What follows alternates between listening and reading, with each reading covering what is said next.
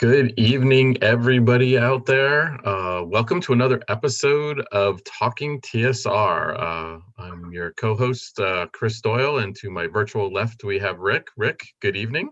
How you doing, my friend? Doing great, doing great. I am literally a couple of hours before my 50th birthday. Wow. So yeah, yeah. Well, I've already realized, I've already come to grips with the fact that I'm old. So, and come on, we're doing an old school, TV show here on gaming. So, I That's mean, right. it's to be expected. But yeah, it's a little, it's interesting. I don't know. It's definitely it gives you a different perspective on things. But Oh but yeah. one of the coolest things were so for the ore books, we've been pulling out some old photos of ourselves playing games back in the 70s and in the 80s. 80s for me, 70s for some people. Mhm. And I didn't think I had any pictures of us around a game table. I didn't really have a camera growing up and everything, so I just reached out to a friend and I was like, hey, you got any pictures? And he came back with a couple of pictures. As far as I know, the only few pictures of me in his basement gaming, and then a couple of pictures from our very first Gen Con 1987. Oh, nice. It was phenomenal. It was just great to actually see them. I actually have the originals now. I'm gonna scan them in and everything. So it was a great march down memory lane. So Yeah, that's awesome. I certainly spent enough time around the game table in the late 70s, early 80s, but I don't know how many pictures were taken. So that's the thing. You don't think about it. You don't think back then, when you're that age no, about, hey, I should take no. some pictures because, one day I'm going to look at this and be like, hey, I want to remember this. Yeah. It's- Well, this so is part of getting old too. But now you're officially an old the gamer, so officially yes. happy birthday, man. Well, thank you. Thank you. Um, I I had a appreciate good it. week. I did another dive into the Lost City, Oh, nice. courtesy of DM Mike Ferguson, and people who know I'm a DM at heart. I'm kind of like one of those DM first player second guys to be sure. But it was such a nice change of pace. So, and as I mentioned on a previous show, it's one of the few classic modules I really don't know. So I'm going into it very blind, which is like the way I want to do it. So Excellent. yeah. So anyway, old Goodman game alums will know Mike Ferguson's name. So kudos to Mike for good DMing, and shout Nice. out to Ken, Eric, and Rick because yeah, good second session. It was fun, a lot of fun. Excellent. Good old school experience. So Yeah. Did you start with first level characters? we started with second level characters. Okay. As I think I mentioned the last time I mentioned it, we are doing fifth edition rules. Mike is using the original Adventures Reincarnated version of Lost City. Nice. So yeah, it's obviously familiar rules, or a little more familiar these days, but yeah, low level characters. We just fought a carrion crawler, and it was a very tough battle. So I'll just put that out there, Nice. to give you an indication of our level and power. Yeah. So Yeah. No, uh, that's good. You get those when when it's a scrappy fight, when you get that one ogre and then, oh four or yeah, five PCs and it comes right down to a couple of die rolls. That's what it's all about. that's right. Sometimes a one ogre can be just as much fun as the red dragons later. It all Oh yeah. depends. Yeah. And it But tends to be a lot more ogre encounters than red dragon Yeah, encounters. I'm trying to work those in the Yeah. latter. Which is amazing, actually, if you think about it. The game is called Dungeons and Dragons, and you usually don't even get a whole lot of dragon encounters, No, generally. and So, and I believe that was the whole premise why Dragonlance was created. They were like, you know what, we need more dragons. yeah, I think I heard that Tracy Hickman say that they hired a consultant, obviously a consultant, to hmm come in and be like, hey, what should our next big story arc be and everything. And they said, yeah, well, it should be underground in a dungeon and it should have dragons. yeah. And it was like, wow, they paid some dude money to come up with that. Well, it sounds like a no-brainer, but like you said, there's a lot of we mentioned it with the Beholders. There's a lot of classic monsters, some because they're just too high level, maybe, or things, but that Yeah. players never encounter. And I had my own epiphany in my own campaign where I threw a Hydra at my Hmm. the characters, and a lot of the players said, hey, I never fought a Hydra, and that too seemed just crazy to me. Like, it just seems like such a sort of classic character. Yeah. And that was several years back, and at that point I resolved that I was going to get as many of the big classic creatures, Beholders, mind flayers, and dragons, and chimeras, and all these kind of things into the game. I was going to work them in, so rather than just remember goblin encounters on the road later, that my players could actually remember having fought some real, marquee creatures. So we're working on it. I've gotten some in, and I'm working on getting some more.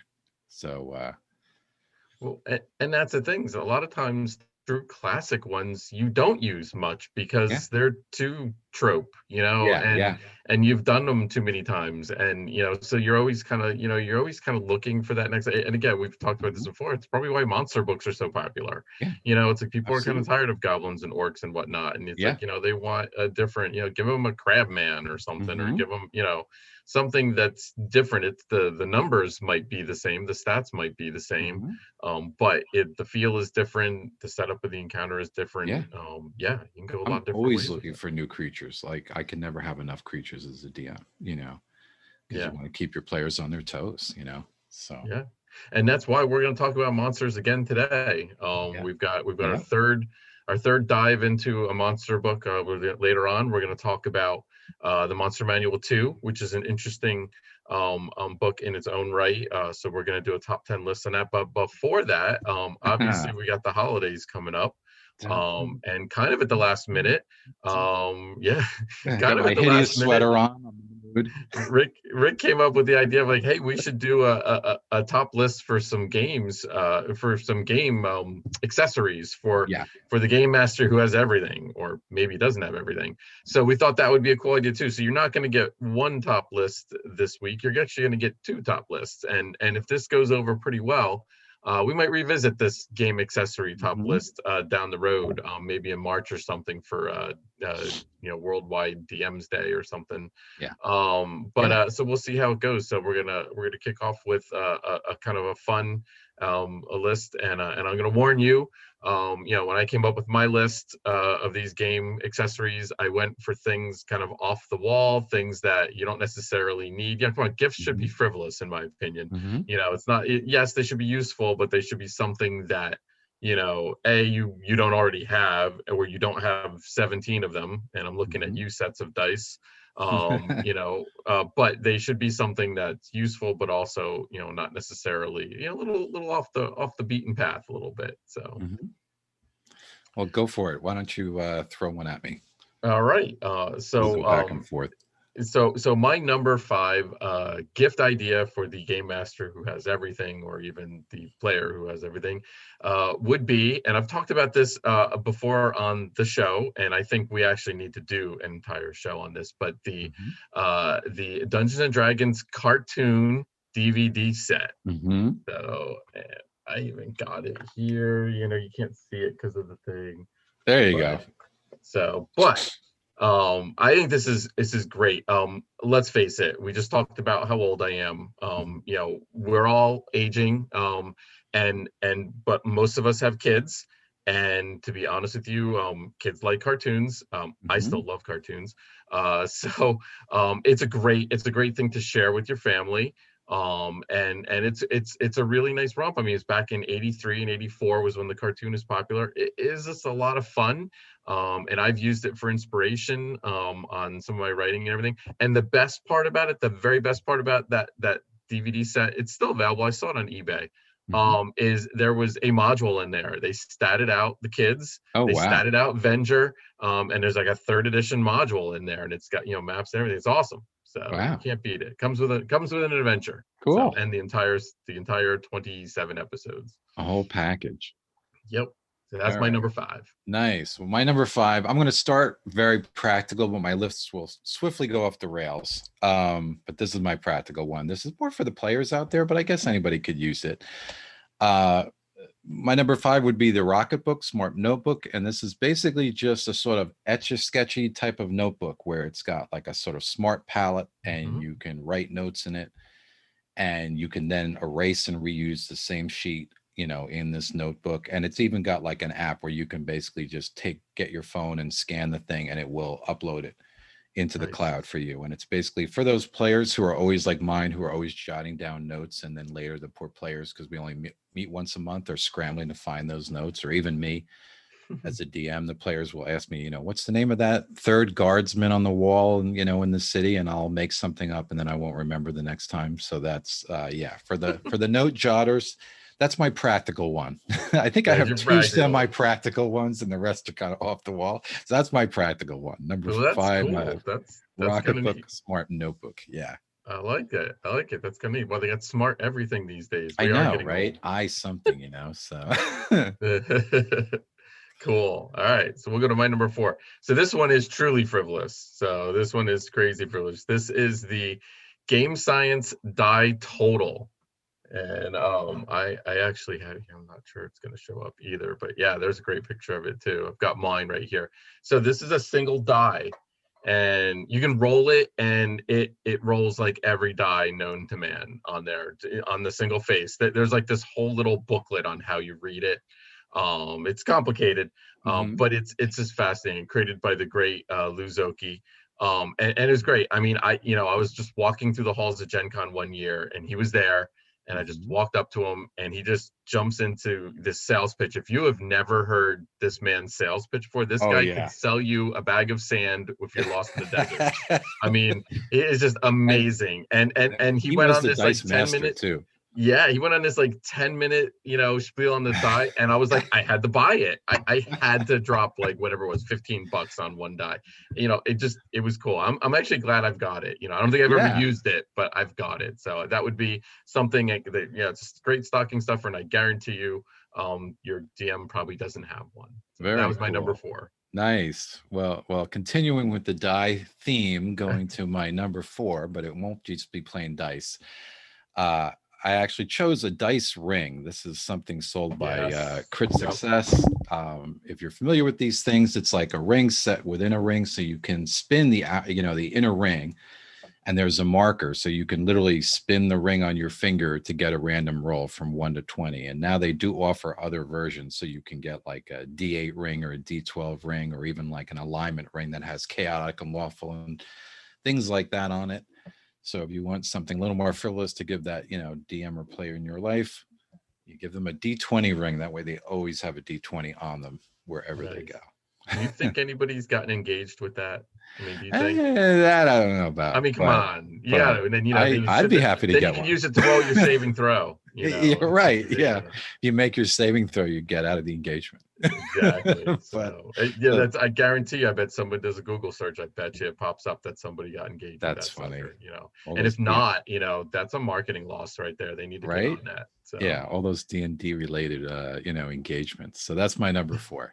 All right, my number 3. It doesn't get much more practical than this. Number 3. I could have went a couple different ways with this. I went ultimate practicality for this. Okay. This is I don't know if I could name the brand, but maybe I won't anyway. But this is a Game Master screen. And hopefully Thorin will pop it up there. And this they call it the ultimate Game Master screen. So it's great. You can slip in different pieces of paper. With notes, with maps, with everything on both sides, so you can ultimately customize it for the outer showing and inner showing. Again, I think this is amazing. This is the only screen that I use now. Obviously, you can custom design it for whatever rule system you're using, but for any adventure that you're using, ultimate, instead of clipping things up and covering up everything, which is I always used to do. I used to clip things on top of my screen, and then I couldn't use the screen. The screen was just a barrier. So this is ultimate. I thought about some of those, going to Etsy and seeing some of those $200 ones. Yeah. Where, oh, look at that, we got a real live one there. Engraved wood. But yeah, I was like, yeah, wood. I was like, you know what? Not really practical. Cool. Definitely one, especially one with the dice towers in it. But nope. So I just went for this one, the ultimate GM screen. So. That's a good. I've had one of those on my wish list, for a long time, because I'm not thrilled with the screen I'm using. And I do customize. Like, I don't always, there's always something on the screen. I'd rather there be something else on there, like conditions or something else I use more than whatever's up there. So that's a good choice. All right. My number 3, and this definitely falls into the frivolous category, is by ForFansByFans, is the Gelatinous Cube Dice Bag. It's a cube shaped bag that you can drop your dice in. It's got a kind of translucent thing going on. Oh, wow. Yeah, and it looks kind of like gelatinous cube, but you can rattle your dice around in there or put figures in there or whatever you want to put. And I thought that was really cute. So yeah, that would be Nice. my number 3, the gelatinous cube dice bag by ForFansByFans. All right, that's a good one. I like that. So, so this one's off the wall. My number 2, not off the wall. I think every game master should probably have it. But anyway, for a gift idea, is that it is the Conan the Barbarian 3 CD set that came out. I Nice. believe it was last year, maybe it was 2018. And there's a funny story about this set. Actually, the guy who was selling it over here, I believe in America, so I think he was the importer that imported them from wherever they were actually produced from. They were all shipped with the cardboard facings all wrong. So he actually had to unpackage every one and flip the things around and put them in the right way. And like he had like thousands of these that he had to do it for. So I don't know who this guy was, but I Oh watched his man. video. It was like a couple-minute video. He got it down to like switching one out in like 45 seconds. Wow. So, but yeah, it was really interesting and everything. But by far the best fantasy soundtrack out there. And this is Oh 3 hours of just Conan the Barbarian over and over and over. I use it to write to. I use it for Mhm. background music, for gaming. I've uploaded it to Roll20. I just love it. It catches. It just checks all the boxes. It's amazing. I have for quite a while with my current group played that soundtrack as one of our background soundtracks that we game to. My mixtape, so to speak, it's really grown now to where it's like over like 300 songs. But initially, Mhm. that was some of the Conan tunes was from the Conan soundtrack. Oh yeah. Some of the instrumentals, like the one kind of main theme, was one of the only things in there. So my poor players probably heard that more than they wanted to, but Oh yeah. awesome choice. And I did even see that in the theater just a couple of years ago, thanks to the Alamo Draft House. Oh They had an nice. actual in the theater playing, playing of Conan the Barbarian. So cool. Oh, that's nice. Very old school. Yeah. Talk about Oh, 80s, oh yeah. Very It doesn't nice. get much more 80s than that. Yeah. So yeah, Um, nice. all right, my number 2, and this is kind of practical, but I think it's good. From 1985 games is DungeonCraft. Now, when DungeonCraft is, and there are some products out like, now I've noticed Kickstarter is becoming full of these map books and these things. And it's basically a box full of these laminated sheets, and you can cut up these sheets and drop them on your map. So, they will give you, like a page of trees, and they're all two-sided. So one side will have trees and, walls, and the other, or logs, and the other side will have trees and on them. Or one side, will have building roofs, and the other side will have the interior of the buildings. And they're all double-sided. You can write on them with wet erase, dry erase. They even have ship templates. They've got a whole bunch of sheets in there. Everything you can think of, all kinds of, Nice. trees and obstructions and rocks and buildings. And they even have some creature figure things in there. And I even had a good encounter with the company where basically I, got shipped 100 sheets or something, and one of the sheets was torn. And I told the folks in 1985 games, and I have to give them props, because not only did they replace the sheet swiftly with no complaints, but they even threw like an expansion pack in because to make up like for the error. So Nice. super cool product, super cool company. So yeah, that'd be DungeonCraft from 1985 games, which is a Cool. little sort of DM map accessory. That's my All number right. 2. Well, my number 1 is similar to that, but a little bit higher price point. And I think you Ah, probably know where I'm going with I this. know where you're going with this, I think. Yep. Dwarven Forge. Nice. Huge fan of Dwarven Forge. Again, I think the company's been around 21 years. When they first came out, I was like the kid with my Mhm. eyes and my face pressed up against the glass saying, I want that. Mhm. And literally last year, I finally purchased my first couple of sets, and it is amazing stuff. It's tactile, Mhm. it feels great, it looks great. And then 2020 happened, and we don't do in-person gaming anymore. But it's such as life. Yeah. But still, it's amazing stuff. I Yeah. mean, it really is. And do you need it? No. Is it awesome having it? Yes. Yes. That is the benefit of being an older gamer, Yes. that when Yep. you hack, Disposable income. that's right. Disposal, you could buy yourself the toys you've always gawked at Gen Con. Yep. So, Yep. Their target audience is not the 20-something-year-old. no, definitely pricey stuff. But who hasn't looked at that at Gen Con and said, ooh, Yep. So I certainly have. Nice choice, man. I've seen your setup and it's makes me want to be there. So very cool. I'll be sending you pictures of my next setup, which is currently set up in my basement for next Saturday, Oh the man, climatic encounter. I look forward to it. What am I down? All right, I'm down to my number one. My Yep. number one for the old, that special grognard in your life is the Tomb of Horrors kind of themed dice tower. It is a Yeah. dice tower that I saw on Etsy by Fused Wow. Plastics, and it's basically got the devil face from the Tomb of Horrors in it, and that's where the dice emerge when you roll them out of the tower. They come shooting out of the green devil face's mouth. So, Do you own this? no, but I am going to. Very soon. Yes, Oh, I do not own it, but it is on order. it is on its way. Because who would not want to plug that down at the That's cool. at I love the dice table? towers. I mean, it's funny. Yeah, I mean, so one thing that ticks me off is players, man, that can't keep their dice on the table. It's all the time, and it's like, oh my god, dice towers for everybody. Yeah. So, or that's cool. So, all right. Well, hopefully you guys enjoyed that. So, just a little bit of fun to have kicking off our show. We're gonna jump back. We're gonna jump into the Monster Manual 2 here. Yes. We do have a comment here in the comments in the chat. Any plans on announcing the next ore book after Temple of Elemental Evil anytime soon? Um, that's above my pay rate, as we like to say. That's a great question for Mr. Goodman. He's Yes. the one that controls all of that. So I don't know what the plans are for the announcement. Obviously, stay tuned. It's going to come at some point. I don't think our little show would be the place where we would announce that, though. I Yeah. think it would probably be announced at a seminar or something. Joe would have some kind of special event for that, most Yeah. likely. That So, sounds but like stay tuned. Stay tuned. You never know. We might drop some hints. You never yeah. know.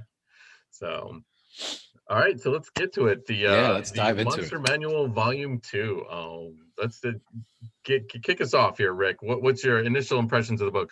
We'll try and make this go quickly because we got top 10 lists to get through here. Yeah, I know. I love this book. I think this book kind of flew a little bit under the radar because of, when it came out and where TSR was when it came out and a lot of things. Obviously, mostly Gary Gygax's credit, though a lot of material came from other sources. You do have a lot of material from the Slaver series in there. You've got a lot of material from the Tsoginth S4 in there, because Tsoginth did have that special kind of monster spell book in it, which I think was awesome. So Gygax basically just pulled all that stuff in there. But yeah, I think it's a very solid book. I think there's a lot of underused monsters in there, which is a good reason to have our list. And a lot of classics in there too, as you and I have discussed, a lot of favorites in there, but I think also a lot of monsters that don't get traction. But I think bang for the buck wise, as far as good usable monsters, I think it absolutely stands up to the original Monster Manual or the Fiend Folio as far as usable stuff, for the DM. Yeah, I agree I like it. 100%. Yeah, I love this book. I would hesitate to even say I might like this book the best of the three that we have done. I like the Fiend Folio for some of its idiosyncrasies and stuff like that, but this book, in my opinion, just has, just like I said, the classics, just some great material. I mean, I guess if I was stuck on a desert island and I could only have one monster book with me from those three, I would probably go Monster Manual Volume 2. And I get it, almost everything in that book is reprinted from other modules and whatnot. And that's fine because a lot of those were classics and I remember the modules that they were in, so I'm cool with that. It's strange, actually. It's interesting, the cover art for that, done by Easley, so, and it's a gorgeous piece, but it never gets its props. It just I don't know. It's strange. I think they were trying to go like the Gith Yankee thing, like let's just put one monster on the front and that's going to be our poster boy. And I just don't think it worked, where the Gith Yankee obviously worked. And and I thought the other Monster Manual 1, it worked with all the different critters on it and everything. But it's interesting. It's really I've always been fascinated by that, how the artwork is just, I wonder how they got to that choice. I was always wondering if there was a choice of 3 or 4 things that they have did something, was there an Ebolith that didn't make it? Was it what? Yeah. Was there something else that, how did they end up with that?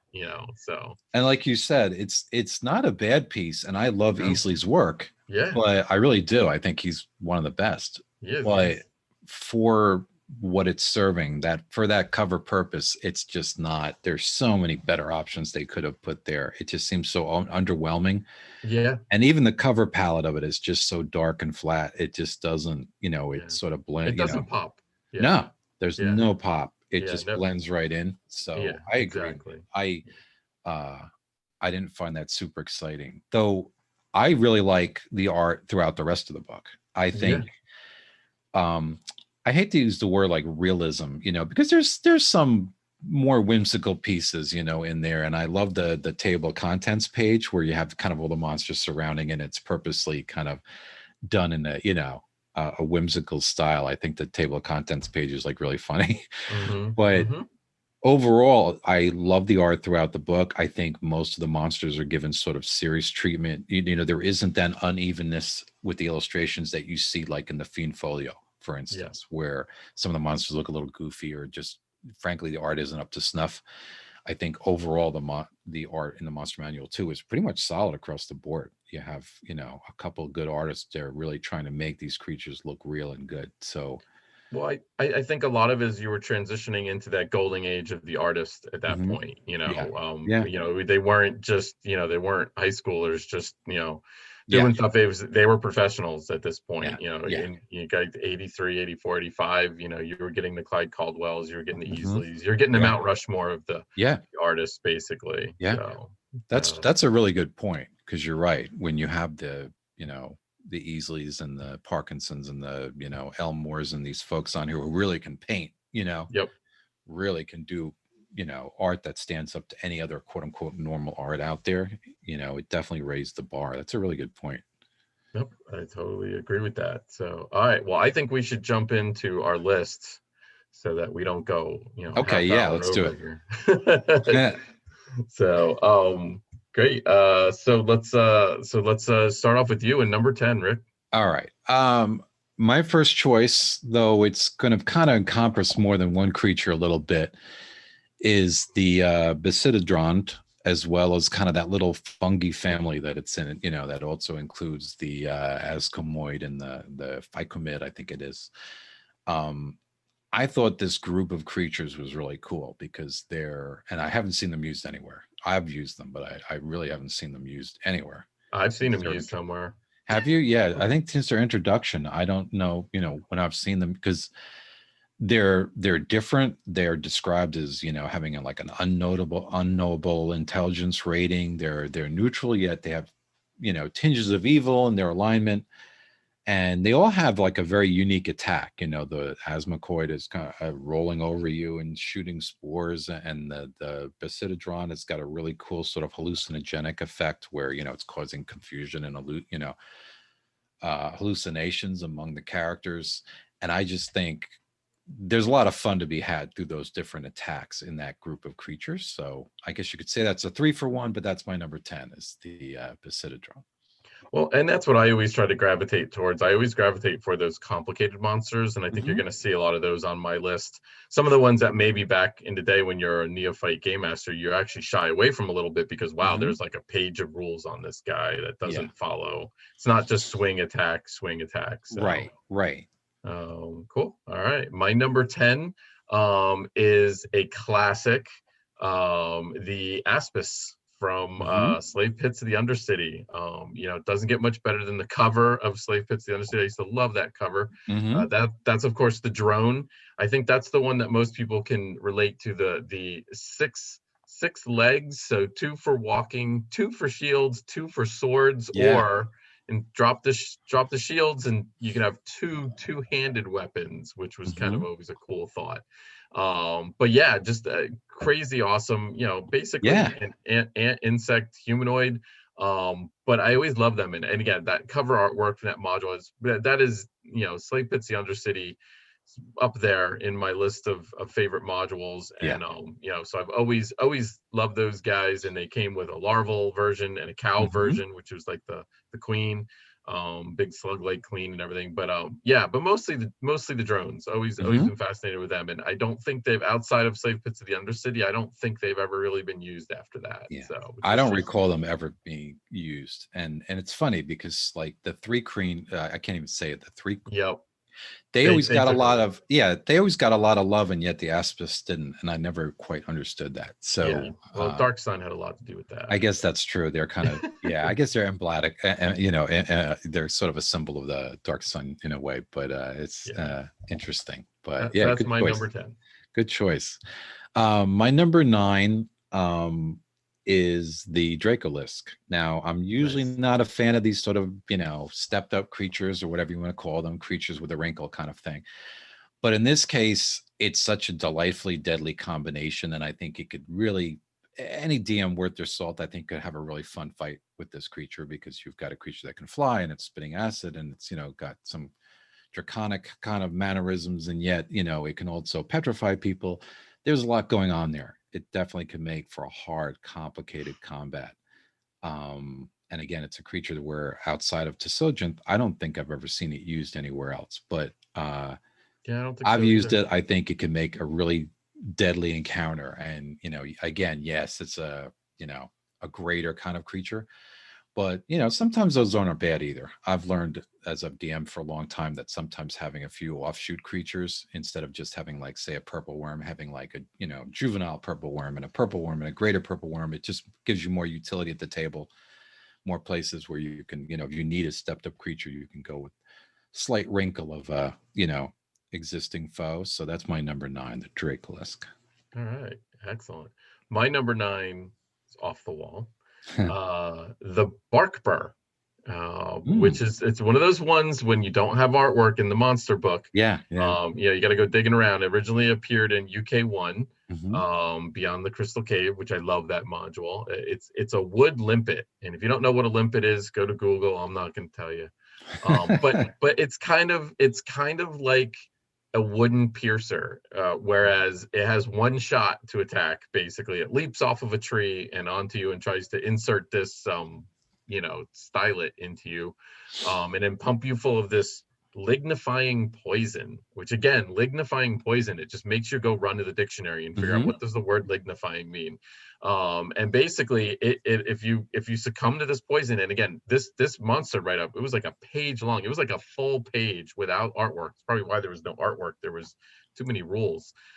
It would basically turn you into a tree, or there was this table you could roll on. You might turn into a druid or a weasel or a badger from this poison. Basically, your magic, and you turn into a protector of the wood. It just oozed story, and it was just different. It was off the wall. It was used, I believe, in Beyond the Crystal Cave, and I know I don't think it's ever been used again. And I've not even used it, and I've taken a lot of these creatures that I love, and I put them in my FEF modules or in the OR modules, and I haven't even used this guy yet. So sad is the creature that does not get an illustration. They don't get the love, I think. They don't. And the Bark Burr, aren't they good alignment, or they're kind of like guardians of they are a good line, but there was at the very end, though, there was the Dire Burr. So there was the evil version at the very end. That's right. Right. Yeah, which is awesome. So, yeah, that was so my they give number you a 9. little utility there. Nice. Yeah, the Bark Burr. All right.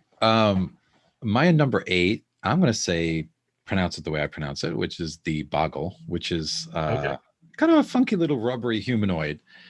But I like, rather than just kind of a goblin offshoot, they describe him as this weird kind of, you know, rubbery creature, and has certain sort of, you know, attributes because of that. And it's just a weird little kind of annoying creature. And I think it's easily thrown in with other creatures, where if you're looking, instead of throwing, you know, wolves in or something else with other humanoids or ogres or this or that, you could easily slip a Boggle in there to kind of, you know, annoy players. And you could kind of see these guys not being obviously a mainline threat, but just being something that will come in and hit the players and harass them, and, you know, in a sort of method way. And, you know, for that reason, I like the fact that you can kind of, I think, dish them in with other creatures and just add them in. And again, it's just something I haven't seen used much. And it's a creature, when I first saw it, I thought, oh, I'm going to see these in a bunch of modules. And then, nope, didn't happen. So they're purple, aren't they? yeah, or at least when I've seen them in figure form, they're usually either green or purple. But yeah, they're just a weird kind of little humanoid, but at least it was a little creative. I've seen too many of these kind of, nameless underground humanoids that don't really seem to be Yeah. anything but, goblins and other name. Yeah. And I thought the Boggle was a little more original. So that's my number 8. A2, Secret of the Slaver's Stockade, right? Mm-hmm. Yep. All right. Yep. All A2. right. So my number 8, this is one of the more mundane creatures I would say that's on my list. The Dust Digger, which Mm. first appeared Mm-hmm. in Desert of Desolation series. I forget which one. I think it was I4. I think Oasis of the White Palm. Mm-hmm. I could be wrong on that. It might have been in the first one, Pharaoh. But basically, big old starfish. The Mm-hmm. size of a horse. Buries itself in the sand, and Mm-hmm. then there you go. You walk across it, and then just the arms reach up out, grab you, and bite you, and that's about it. Except again, there was always this at the very end, just almost as a throwaway little paragraph. Oh, by the way, 20% of them can create illusions and make like a pool of water in the desert to like lure you in. And it was just like, but there's Nice. like no rhyme or reason why a creature like this would be able to like cast illusions. But it'd be Yeah. kind of cool. So Yeah. let's do that. Let's add the up factor and everything. So yeah, I've always been fascinated. I put them in one of my FEF books. Mm-hmm. I've always loved them. Never really seen them used that much before. So that's my number 8, the Dust Digger. Nice. I always love stuff like that. These antlion kind of creatures and these Yeah. kind of, like the Star Wars creature, that kind of stuff, I always thought was very cool. All right. My number 7, and this is a creature I've used a lot of, is the Mudman. I think this is like a good utility creature for low level encounters, because it's something where it's just supposed to be if magical water comes in contact with something and kind of erodes it, like if magical stream erodes a structure or something, basically the Dwemer can pool and create these sort of almost like golem like entities. And I think they have a really creative attack. They kind of hurl globs of mud at you, and then eventually they hurl their whole body at you and kind of hit you, and then can slowly kind of then reform after throwing their whole body at you. And it's just it's a fun little attack, and yet they're like a 2 hit die creature or something.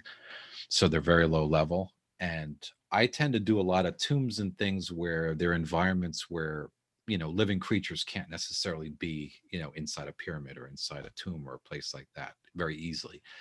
And I find that the kind of golem and skeleton and undead thing gets old very fast. So I like when there's other creatures I can kind of throw in there that could also theoretically be in that kind of environment. So for that reason, they've kind of gotten a lot of traction for me over the years. So that's my number 7, is the Mudman. Mudman. Do you remember what module they premiered in? That I don't. That would have also been UK1, Beyond the Crystal Cave. Is it? Yeah. See, I didn't remember that. I don't know Yeah. where they came from. Wow. So, cool. So, all right. My number 7, the Mudman. Not only do we have crossover, I saw you smile a little when I said it. Number, the same number, exactly the same number. As I mentioned earlier, I like complicated things, and this was a complicated monster. It was all about your movement rate. If you recall, oh yeah, they zip up to you. The glob of mud, it hardened it. It took 1 movement rate away from you. But if the whole body fell on you, it took like 4 away from you, or 6 or something like that. And once you got to 0 movement, you were encased and you were suffocating. You could have been a 20th level character and you were going to die from no air. So it was like crazy. But you're right, they're a nice low level, and I've used them to death in my home campaigns. They're a fascinating, just the rules on them. They actually don't have an attack. They don't do damage, so they can't actually hurt you. So. Yeah, it's they can't hurt you until they suffocate you. Until you die. But yeah, I love that attack. I think it's so cool. Absolutely have used those in my first and even second edition campaigns.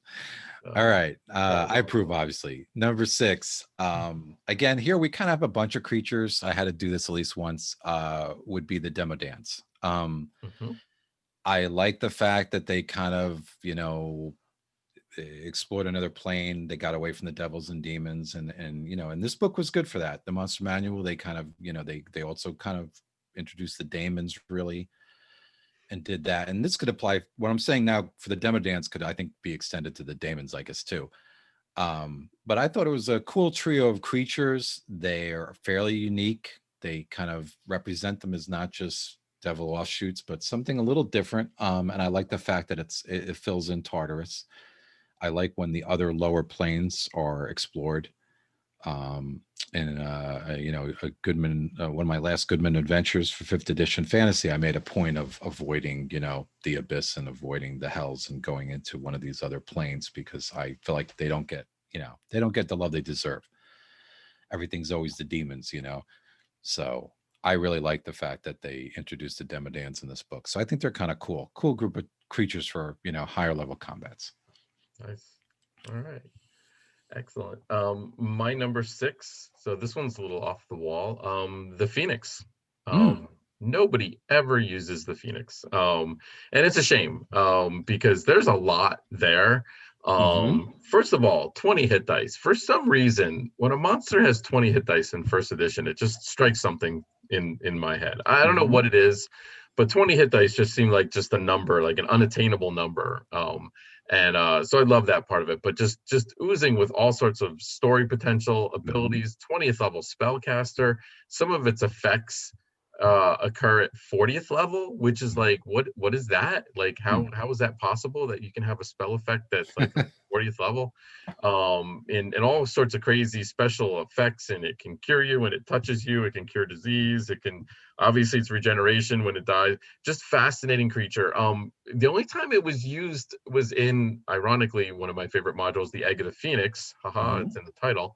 But that was actually a different type of Phoenix. They called that the Firebird. And had slightly different rules to where, like, if you were within 60 feet of it, you took like 25 damage around. And there was like, even if you had like fire resistance. So that creature was quite a bit different. Yeah.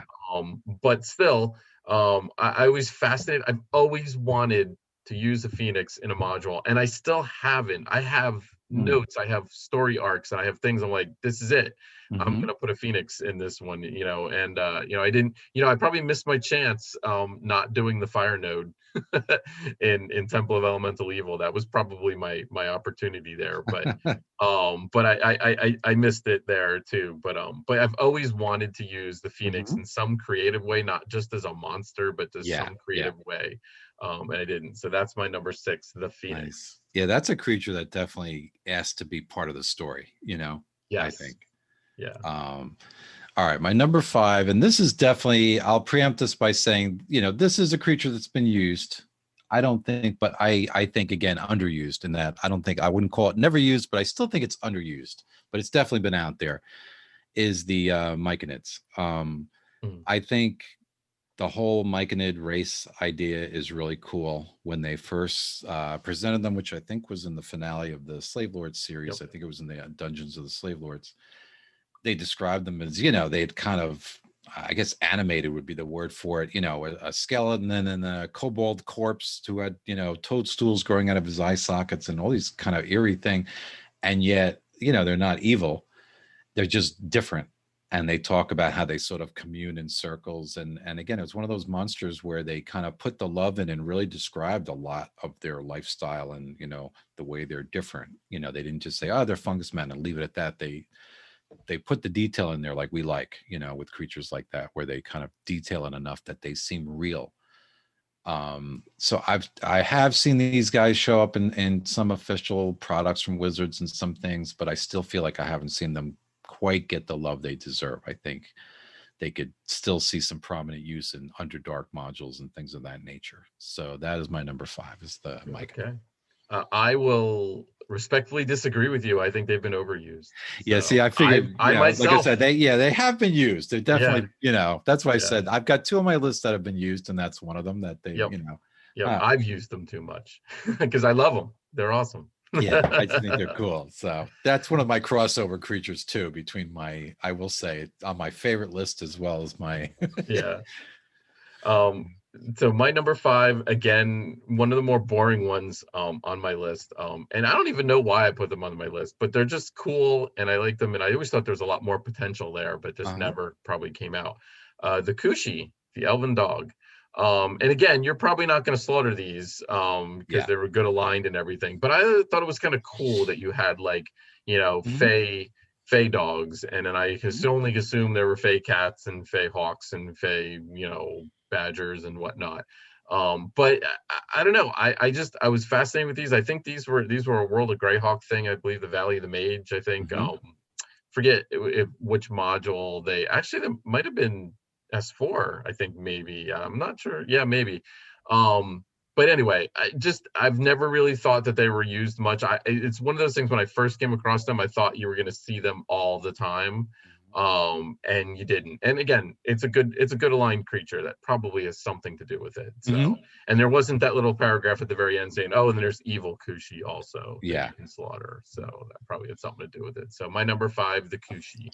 And they're good aligned creatures. Yeah, they obviously, I think a lot of DMs blow past those entries because they can't be used, all the time as opponents. And the Monster Manual, had a couple things like that, and the Moon Dog, I think it was called, and a few things like that are kind of, they're good aligned, but they're interesting. They can be used again, I think, to story purposes or to accompany good creatures. So my number 4, and these guys have seen lip service, but I've yet to see a module prominently featuring them. And this may seem like a no-brainer when I say what it is, would be the Tarask. Now, yes, obviously, super high-level creature, Godzilla in a box.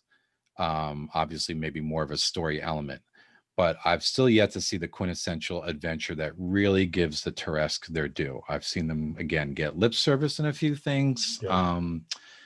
Even the recent, the Icewind Dale book that Wizards of the Coast just came out with is actually got a scroll of Tarask summoning in it, which I guess could make a really interesting session if a player decides to use it. But it's just, I haven't seen them really, get the love they're due. And, true funny story that I think of years ago, when I was writing for Goodman Games, my kind of contact person then was, Harley Stroh. He was sort of the, adventure gatekeeper a little bit. And I had already done a bunch of adventures and things and had stuff under my belt. So Harley was used to getting pitches from me and whatever. And I remember one time in an email, I told him, I said, I'm going to give you a 1-word adventure pitch, and you're going to say yes. I said, and for the rest of your life, you'll be able to tell people that you accepted a 1-word adventure pitch. And Harley was like, all right, I'm game, and I just sent him back an email with Tarask in capitals. And Harley, God bless him, he did give it the initial green light, and we started talking about the adventure. And then as sometimes happens, other stuff came up and it got kind of put on the back burner and it never came to pass. I've still got a Tarask adventure, I think, up here somewhere, but I always thought that was hysterical because I think that's the only monster I could get away with that and do that, because it's got, I don't know, such there's such story potential there. And the description was so off the wall about how indestructible this thing is, and obviously just how ridiculously tough it is, the way it's described. And again, I understand why it doesn't see a whole lot of use, because unless you have high level characters or a real good reason, then you're not just going to drop it down in the middle of a road, and I get that. But again, I think it's just so cool, and unless there's an adventure out there I'm missing, I have yet to see it used, really featured in an adventure, even a high level adventure, prominently in a nice way that I looked at it and said, wow, that creature got its due. So number 4, the Tarask. That was on my list of favorite monsters. And again, I echo your sentiment exactly. I've never used it, always wanted to, have notes probably of a half a dozen different concepts on how it could be used, but haven't ever gone all the way. So that's something to look forward to. My number 4, off the wall, certainly fits my personality a little bit. The Fairy Dragon. Love these guys. The ultimate pranksters. Says right even in their description that they select their spells based on how pranky the spells are. So that's cool. They won't do magic missile or anything like that. Sleep, I guess they could do, but they're just gonna do Tasha's hideous laughter and stinking cloud and all the, you're gonna do some awesome ones and everything. Fascinated by them, fascinated that they could get either magic user spells or druid spells. I thought that was kind of rare. You didn't see the druid spell list being used often. They had a Euphoria breath weapon, which was off the wall. And again, you're probably not going to slaughter these guys, but they're a great comedy relief, Story, I'll go back to it. The D&D cartoon had a whole episode on them, so somebody was on to something there. Fascinating. I've not really seen them utilized enough, and I've put them in modules before. Spoiler alert. You featured one in one of your earliest Goodman books, didn't you? Yeah, there's one in Castle White Rock, actually. Okay. Yeah. Huh. Yeah, I think that's it. Yeah, I'm trying. Yeah, no, I think it's Castle White Rock, I think, is in Okay. there. And I remember the co-author I was working with, he actually ended up writing that level, and I was like, dude, you got to put a fairy dragon in. And he fought me on it. He was like, no. And I'm like, I hate those. And I'm like, no. I'm like, that's the whole reason I want that level in there. And we went back and forth, and he's like, fine. He's like, I'll put a fairy dragon in there. So it was just hilarious. So it was That's like, that was funny. just got to the point where I couldn't write all the levels, which was Huh. annoying. So that's See, my I number love them. 4. That's a creature I feel like I've seen a lot of that around. Like I've seen I fairy dragons I appear in a think, good number of adventures. Though I like them. yeah, I do like them. Don't get me wrong. But yes, yeah. I think you're good. I agree with you. I Uh, think they've been used. They've been used. They're yeah. fun. But yeah, that's a good choice though. Cool. Um, number 3, and this is kind of a weird one, I guess, is I have found I'm picking a lot of races here. I didn't really want to do that, but it just kind of came out that way. Number 3 is the Shade. I think Mm. they give you this whole thing about how powerful they are under different lighting conditions and all this stuff, and kind of very unique race. I've never seen it used anywhere that I can recall. And I like when they've done a couple kind of human offshoot races now in latter 5th edition books, where they've taken like some kind of human and made like a dark version or a magically altered version kind of the. And I tend to like that stuff. I think there's again real story material there, and that always drives me. I always think of either a cool encounter, fun encounter with mechanics, or I think of story, or I think of both. And to me, the Shade had story written all over it. And I've never used them and I've never seen them used, but I've kind of made a mental note, today that I want to use them. So that would be my number 3, quick and dirty, the Shade. Okay. So that was the one off my radar. All right. My number 3. Yeah, this one's probably been used a fair amount. It's classic. The Cave Fisher. Oh yeah. Love this guy. Again, also premiered in A4, in the Mm-hmm. Dungeons of the Slave Lords. Basically it's a crab-like insect thing that hangs out on high ledges, uses its adhesive filament to basically go fishing for things, usually bats, but also PCs. Just love the thought of like a PC just bumping into a strand that it can't see or doesn't Oh yeah. notice, and then gets reeled up toward the ceiling, and Mm-hmm. then separated from the rest of the party, and just all the interesting story that you can have there, and the Yeah. interesting combats you can have. You can attack the filament, but then again, are you sure Mm-hmm. you want to attack the filament? Because that's what's holding you up 30, 40 feet above. So again, a great monster for the environment. You're really utilizing the environment and the critter together to really get a memorable encounter out of it. Yeah, I think these guys have probably been used Yeah. a fair amount over the years, but still, probably not as much. They're a really good Yeah. mid to low level adversary that could Mm-hmm. give you your run for the money, because you have the potential to split the party up. Yeah. So that would be my number 3, the Cave Fisher. They were on my favorites list. They Yep. didn't make my underused list, but they were definitely on my favorite list. I like them. I've personally used them in my campaign within the last 2 years, because I had a situation where there was, an underground, the characters were traveling to an underground dwarven city, and there was like a broken bridge a la Moria, Mm-hmm. and one of the characters decided he was going to walk, literally kind of climb around, and lo and behold, there were cave fishers, perched on the other side. And like you said, for breaking up the characters and exactly what you said, because they work with the environment. It's like a way to take a kind of dangerous or an unusual like underground environment and then step it up a notch by adding the cave fishers to the environment. So, and I like that. I like where you can take, a scary environment and then put something in it to make it worse, kind of like the horror movie Descent, if you've ever seen that, where, I think the first almost hour of the movie, it's, these women are underground and you're experiencing claustrophobia and tight caverns and cave-ins and all the kind of natural hazards before they even threw the monsters in there, and then they put another layer of danger on it by putting the monsters on it. To me, that's what a cave fisher is. It's Yeah. like another layer to put on something. So cool choice. All right. Well, thanks, What are Ed. we We up had a to? All couple right. in the chat. Magic Myconid, actually, a couple comments. Loving that Tony D art, which Tony D is one of my favorites. Mhm. So I always look to try and get the Tony D. He almost single-handedly did the whole monstrous manual in second edition. Yeah. Yeah. And then also making a comment by Magic Myconid that doesn't think he's ever had an encounter with one. So that's, Oh, you got to tell your DM to get on that. yeah. They're fun. Yeah, they're a fun creature. They're definitely, I heartily agree with that. Like you said, I've seen them used places, but you can't use them enough. They're cool. Yeah. Number two, and you'll probably get a kick out of this. My number two choice is the Aspis. Yeah.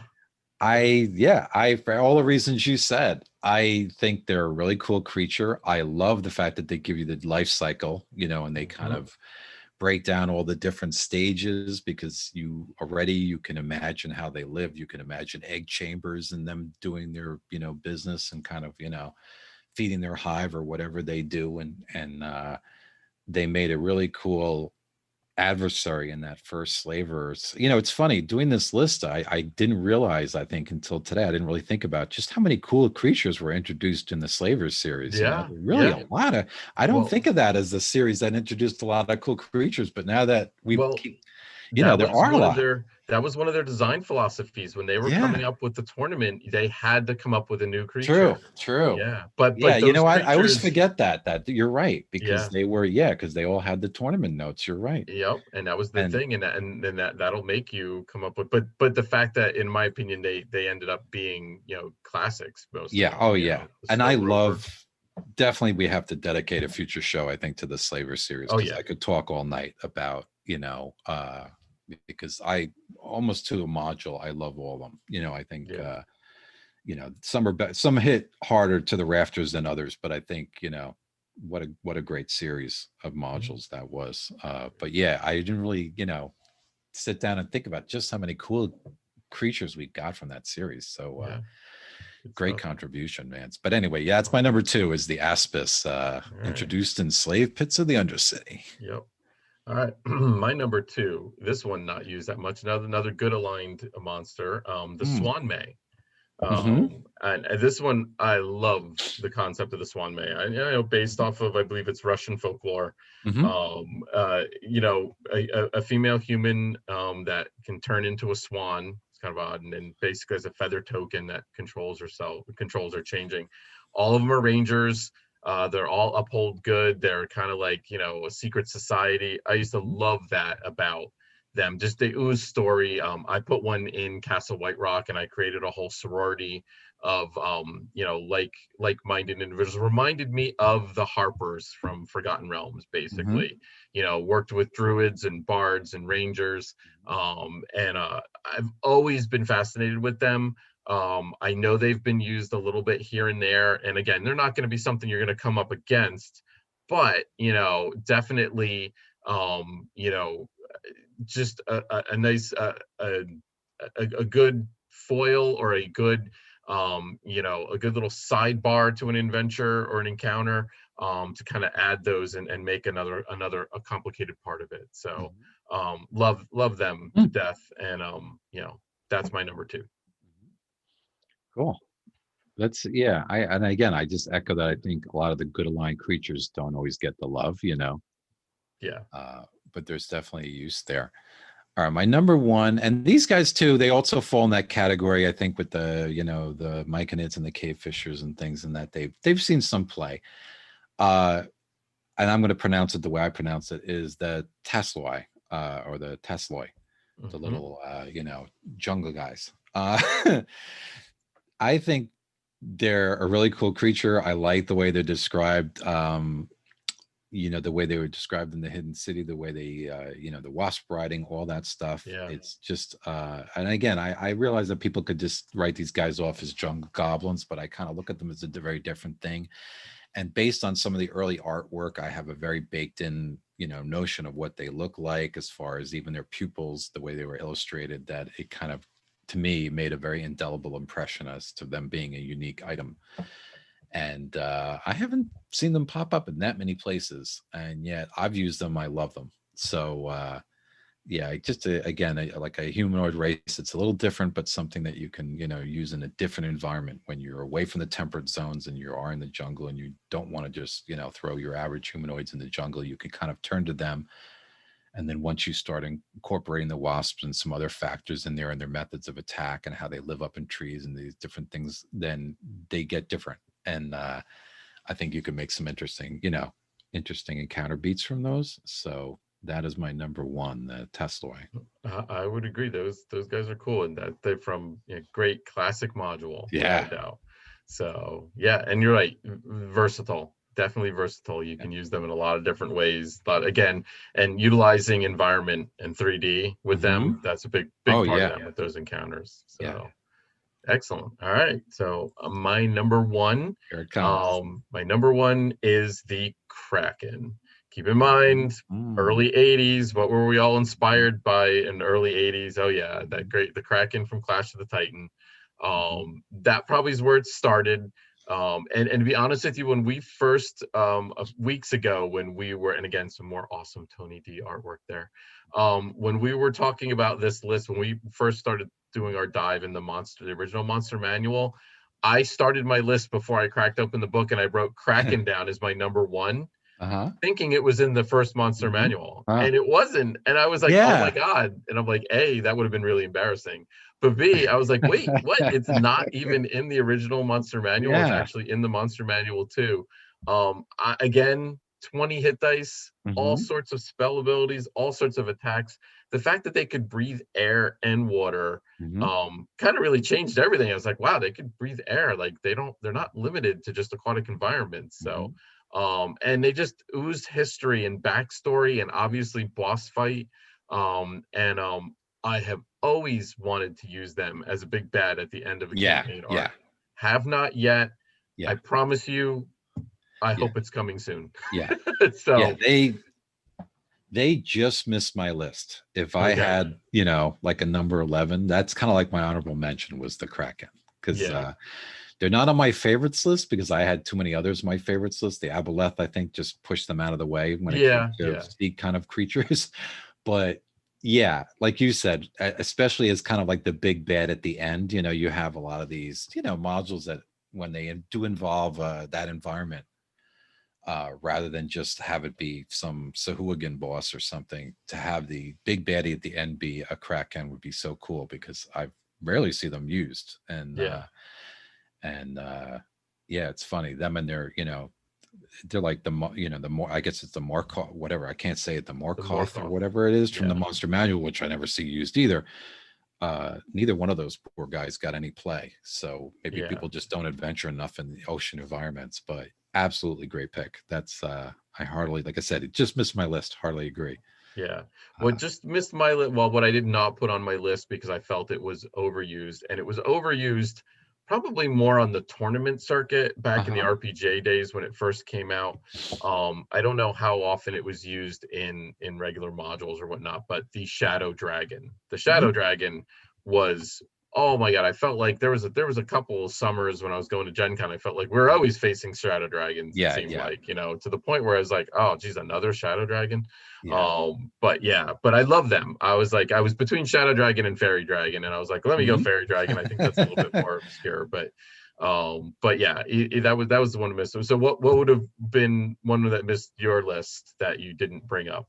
Oh boy, I'm trying to think of ones that were, because I can think of all these ones that were on my favorites list. One of the ones that I ultimately did not put them on the list because I do feel that they've gotten use, and people, I think it's one of those things when I name it, people say, oh, I've seen those, but was the Vegapygmies, because I thought, they're really cool.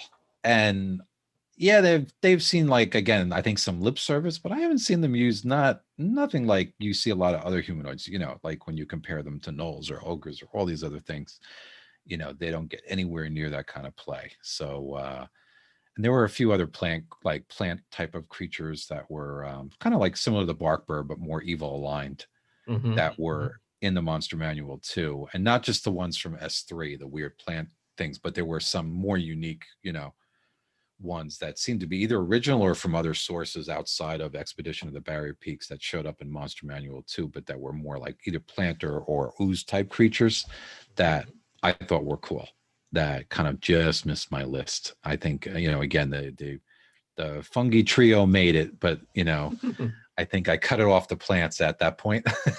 But they were different enough, the fungi ones, that I can include them, and the other ones just kind of mismentioned. But yeah. All right. I think we're there, my friend. Yeah, another great list done. Yeah. Thank everybody who hung with us this long. So yeah, Rick, you want to tell them about our next show? Sure. Our next show is January 10th. And again, it's at our new time, which I guess isn't new anymore, at 8 p.m. So I hope you will join us. I'm not ready to announce the subject of this show because we're working on a guest star for that show. So we're going to see what happens. We're in arrangements right now to get somebody interesting on the show and talk with them about all things old school and old school gaming. So hopefully we will come with that guest star. And we also have other show topics in the works. We will be returning to the Temple of Elemental Evil as well soon and diving back down into that because we've got one or two more shows. We're going to explore development of that for the original Adventures Reincarnated line for Goodman Games. So we're kind of psyched to talk about that. So I hope you guys will join us on January 10th and see what we have to offer. And just a reminder, if you're watching the show and you like what you see, if you enjoyed the show, of course, subscribe, give us a follow here on Twitch, or give us a like or subscribe if you're watching us later on YouTube, and, keep the comments coming. And we've seen some suggestions in the comments too about things for products or things that we should cover in the shows, and keep that coming as well, because Chris and I, we have a couple products or a couple modules we're definitely thinking of covering in the near future, but we want to know what you guys think. So let us know. Give us your suggestions. We always read your comments. Yeah. I went in and I was responding to some YouTube comments earlier this week. So yeah, we definitely like to hear from you guys and any kind of direction that you want to give on the show. As soon as we do get that, hopefully that special guest lined up, we'll try and push that out on social media and let folks know that that's going to happen. And if not, we'll have some other topic. We were going to do a show on the Lost City, but I think we have to hold off on that because I don't want to spoil anything for Rick. So we'll let him enjoy it firsthand first, and then we'll dive into that. Yeah, later. We'll definitely have to do that though, because I want to hear all about it. So yeah. All right. So now I think we'll jump into our Pearl of Wisdom from each of us. I think I will lead off because I've been stealing Rick's ideas lately. So my Pearl of Wisdom is, when you're looking at some of these older monsters, I think some of the themes that you'd see, there was a couple of boring ones in there, but for the most part, I like the complicated ones, the ones that did things differently. The Bark Burr, the and the Mudman, they stand out. Just different mechanics, different things that the characters didn't know. Like, you see this mud man throwing globs of mud at you and it's not doing any damage. It's just slowing you down. And you're like, well, I'm just, what's the deal with this slowing down? And the next thing you know, it plops on you and you're suffocating. And, making the characters really kind of think on the fly and get out of their comfort zone. That's probably my big takeaway from this show. Good point. My quick Pearl of Wisdom and it's kind of related, I guess, would be, to the DMs out there, because my points are usually for the DMs. If you're thinking about humanoids, I think the Monster Manual 2 is a great place to turn. Instead of just throwing those goblins in or throwing those, bugbears in, or your kind of regular mundane humanoids that everybody knows and your players kind of know, whether their characters know them or not, look to the alternate races, the ones that are done well, the ones that are described well, that have meat to them. And put those Aspis in there, put those Tassoi in there, put another type of humanoid in the place of where you would normally put those goblins. It'll shake things up, I think, in a good way. And, it'll give you maybe a little variety of encounter, so it's not just yet another goblin or kobold encounter.